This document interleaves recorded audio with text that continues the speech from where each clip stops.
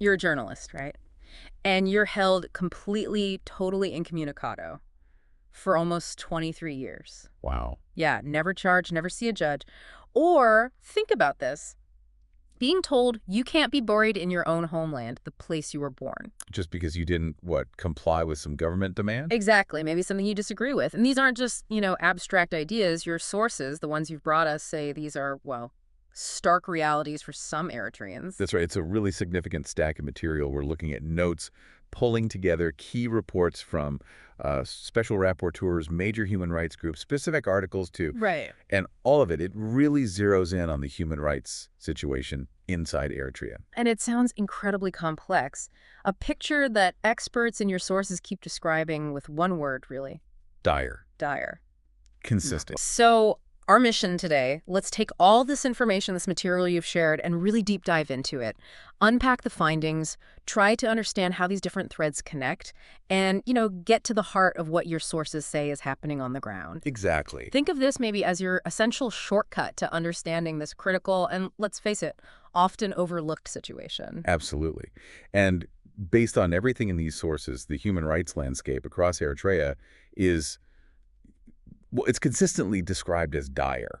No question. Okay. The UN Special Rapporteur for Eritrea, for instance, they specifically point to persistent, widespread violations across several fundamental areas. And those areas really do paint a picture, don't they? We're going to be looking at indefinite national service, the severe repression of religious freedom, the kind of breakdown of the rule of law, widespread arbitrary detention, enforced disappearances, the almost total lack of civic space, and even patterns of repression reaching way beyond Eritrea's borders. Let's start with something the reports really flag as a core issue. Yeah. That's the indefinite national service. Now, officially, on paper, it's compulsory for everyone. It's supposed to be 18 months. Right, 18 months. But here's where it gets, well, really disturbing, based on the material you provided. Your sources say that in practice, this service just becomes indefinite. Indefinite. Yeah. We're talking years, often decades. Decades. Yeah, effectively creates this state of, permanent mobilization for the whole population. Wow. And the sources are very clear. This open-ended service is a main source of human rights violations. The conditions conscripts face, they can reportedly amount to inhuman or degrading treatment. And it gets specific. Conscripts reportedly subjected to forced labor under incredibly harsh conditions, often for little pay or even no pay at all. Yeah. The sources actually describe the circumstances as analogous to slavery. That's that severe. Yeah. And then you have severe punishment, Yeah. arbitrary detention, widespread use of torture, reported as kind of commonplace within the system. And female conscripts, tragically, have reported facing sexual harassment and exploitation too. There was one detail in the material that really stood out to me. The fact that conscripts are often just denied permission to visit their families, sometimes for years. Years on end. Imagine the human cost, the separation. Absolutely. So it's hardly surprising then that your sources point to this indefinite service, these conditions, as a major reason why people are desperately trying to leave the country. It's a primary driver, yes. And trying to get out of it, evading or deserting, that comes with its own brutal consequences. Oh, absolutely. Harsh punishments, prolonged arbitrary detention, torture, other inhuman treatment if they're caught. And what's really fascinating in a disturbing way is how far the state's reach goes. It affects families back home. The sources talk about proxy punishment. Proxy punishment, what does that entail? Well, families of people who evade the draft, they can be imprisoned themselves, evicted, their homes demolished, crops destroyed, even cattle starved, all if the person doesn't report for duty. That's incredible pressure. And authorities apparently conduct these things called GIFA. GIFA, yeah. Mass roundups. Basically mass roundups, just hunting for anyone who's evaded service. Okay, so moving from that reality of national service, let's look at what your sources call a critical and persistent violation. Arbitrary detention and enforced disappearance. Right.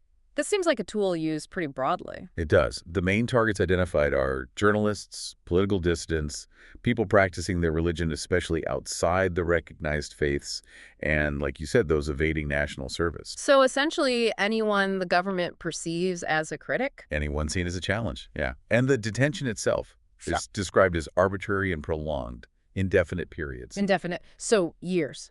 Decades. Years, decades even, without charges ever being filed, no trial, no access to basic due process.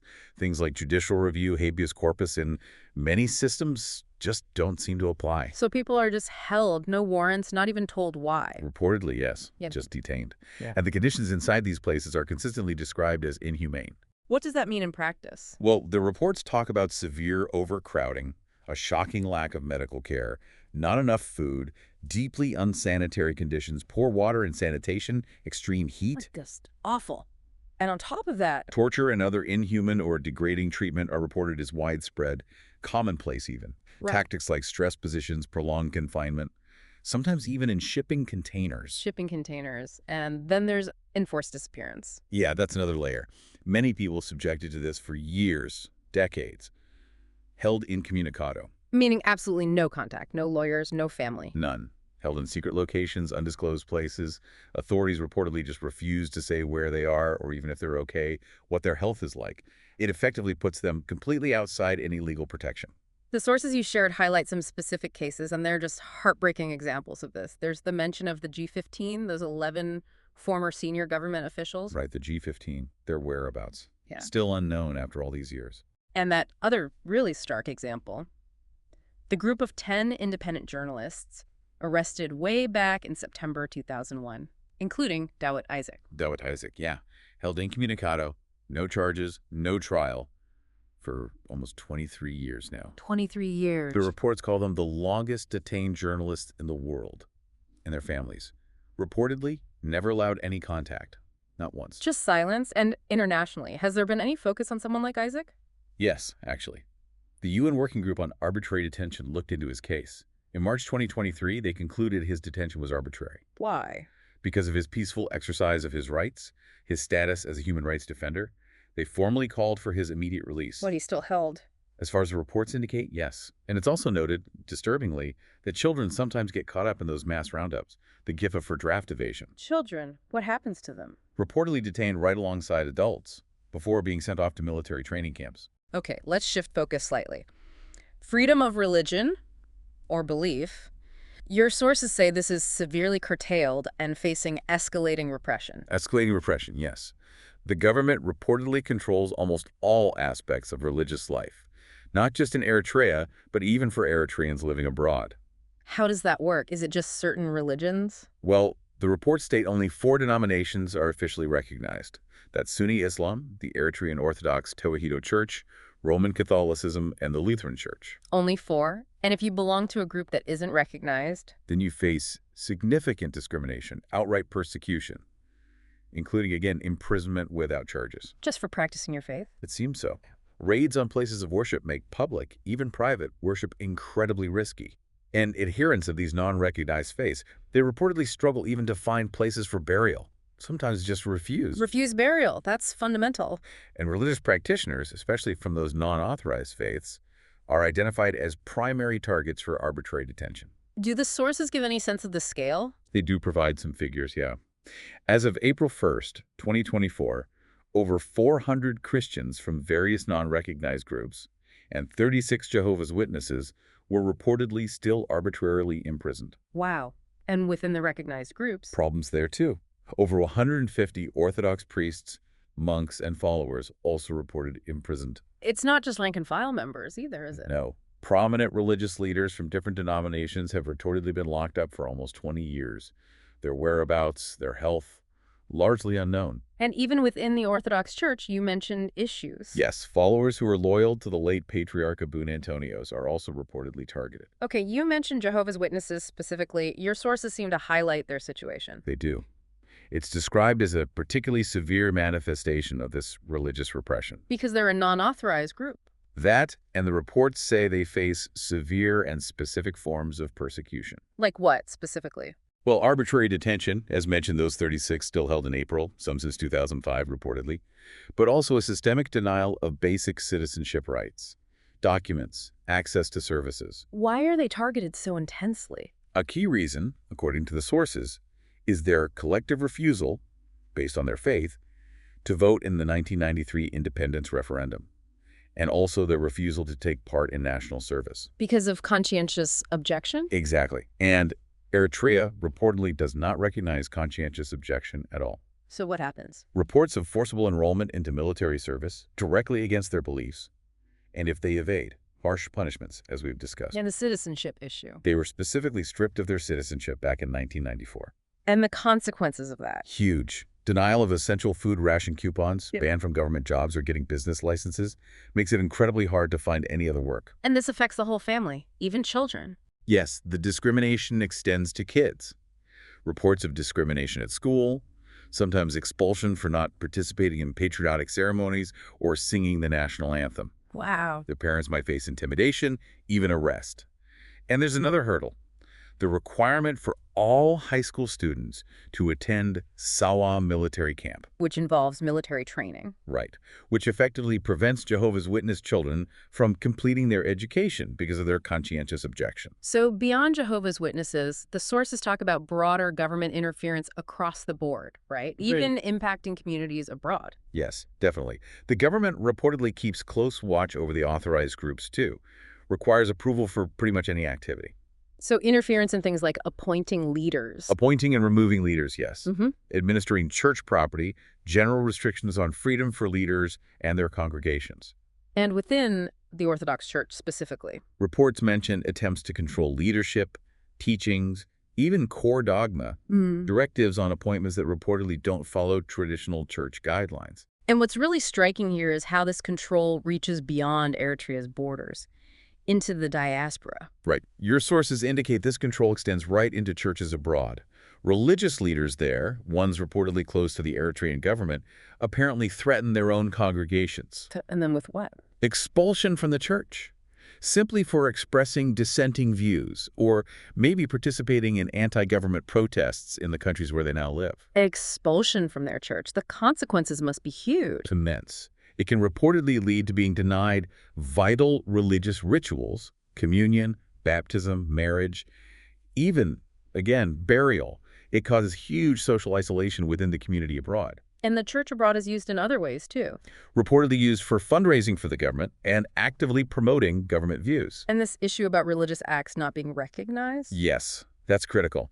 The government reportedly does not recognize religious acts, marriages, baptisms performed by diaspora churches that aren't under its control, or may be led by exiled priests. Think about the impact on culture, like the desire to be buried back home, if the state doesn't recognize the funeral rites performed abroad. Exactly.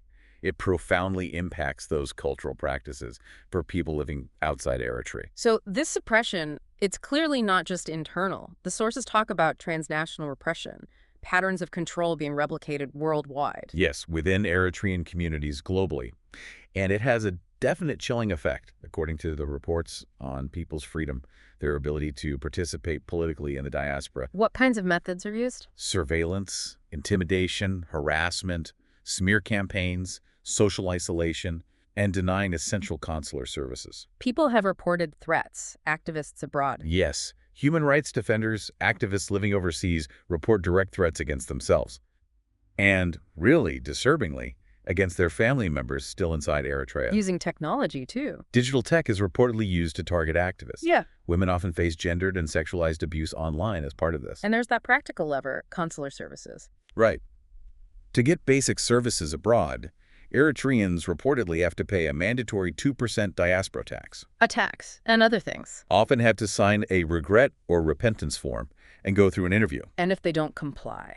Then, the reports say, they're denied Eritrean documents, denied services, including things like protecting property rights back home, and, again, that right to be buried in their homeland. So embassies abroad are actively involved in this? Reportedly, yes. Embassies, individuals linked to the government, encourage support for the regime. Anyone critical gets ostracized from community events, church events. And the impact of all this pressure, you mentioned something striking earlier. Yes, this is where it gets really concerning. Your sources state this deliberate policy has fueled increasing polarization within diaspora communities worldwide. Polarization leading to violent incidents. Clashes between different factions in dozens of cities globally just in the past year, resulting in injuries, arrests, property damage. Over what? Things like these cultural festivals. Those festivals are a major point of contention, yes. Some in the diaspora see them as pure propaganda, government fundraising events. Others support them. It creates flashpoints. And the Eritrean authorities' role in this violence abroad. The special rapporteur expressed concern about reports that Eritrean authorities themselves might be involved in organizing counter-protests, maybe deploying specific groups to confront peaceful protesters. Inciting violence. Inciting violence, yeah. And deliberately stigmatizing protesters, calling them vandals, terrorists, even reportedly using racial slurs. Okay, let's pull back a bit and look at the fundamentals. The rule of law, or lack thereof, and this climate of impunity your sources describe. Right, the reports are quite clear. The judiciary reportedly lacks any real independence, appointed by the executive. And the Constitution. The 1997 Constitution. Yeah. Never implemented, never put into effect. Never. And elections. No national elections held since independence back in 1993. So the president has ruled since 93. Effectively without an independent legislature, without an independent judiciary. No institutional checks and balances on power, according to these sources. And accountability for all these violations we've been discussing. The sources state there's simply no evidence the government has taken any steps to address them or to bring perpetrators to justice. Which leads to? Pervasive impunity, that's the term used.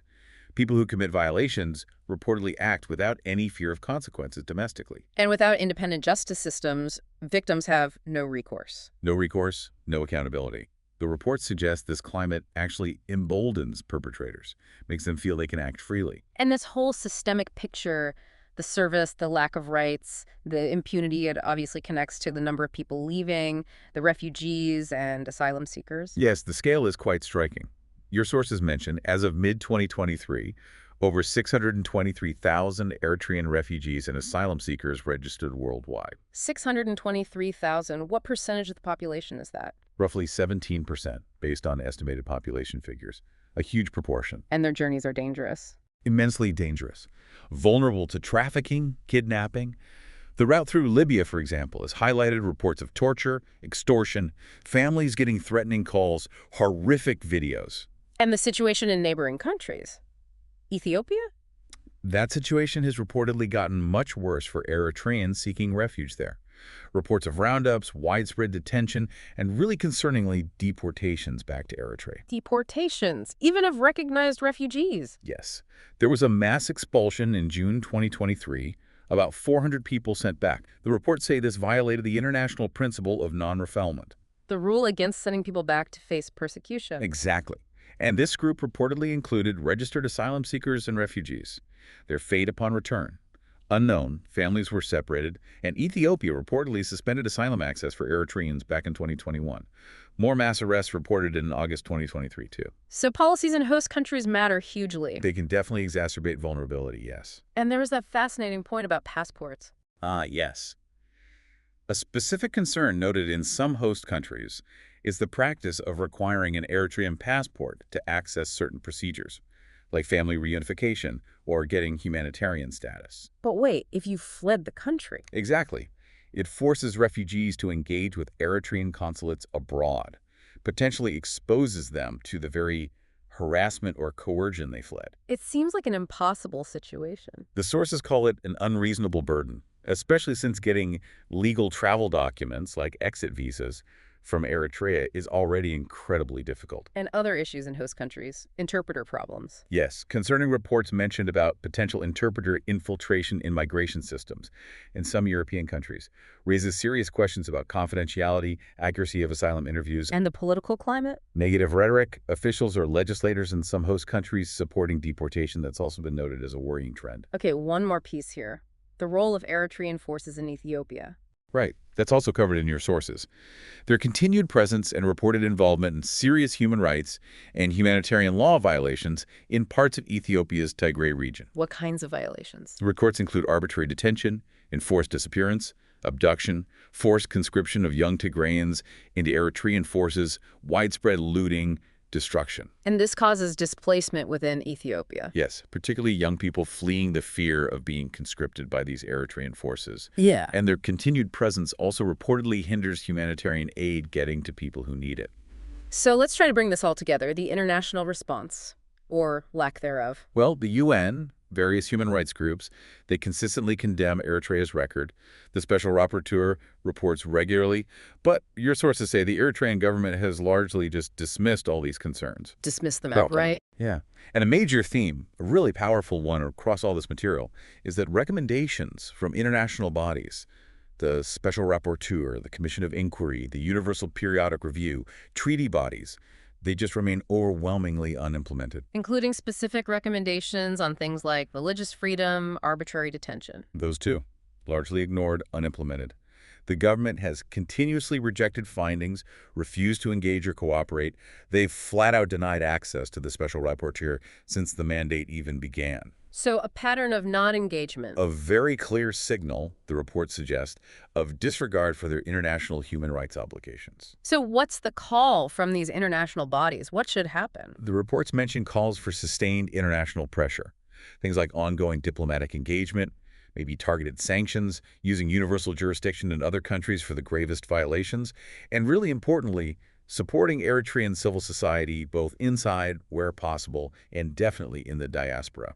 Okay, so if we step back and look at the whole picture from your sources, it's all deeply interconnected, isn't it? Absolutely. That indefinite national service, it's not just a policy, it's a core driver pushing people to emigrate. Right, and the lack of rule of law. That creates the space for arbitrary detention, for the severe religious repression to flourish without checks. And that internal control is mirrored outside the country. Exactly. Mirrored by this transnational repression reaching right into diaspora communities, creating fear, creating that intense polarization, even leading to violence thousands of miles away. And underpinning it all Is that pervasive climate of impunity.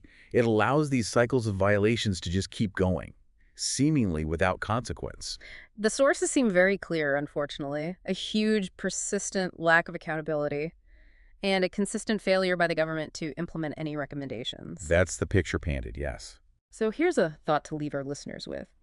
Given the sheer scale of reported violations, the lack of domestic accountability you described, this impact reaching across borders, dividing communities, what does your material suggest it might actually take for the international community or even for motivated individuals to make a real difference when a government seems so actively resistant to any engagement or reform? And maybe reflect on that specific detail, how denying something as basic as the right to be buried in your homeland for people in the diaspora who dissent or just don't comply with demands from abroad. How does that illustrate the sheer depth, the reach of the state control described in these sources?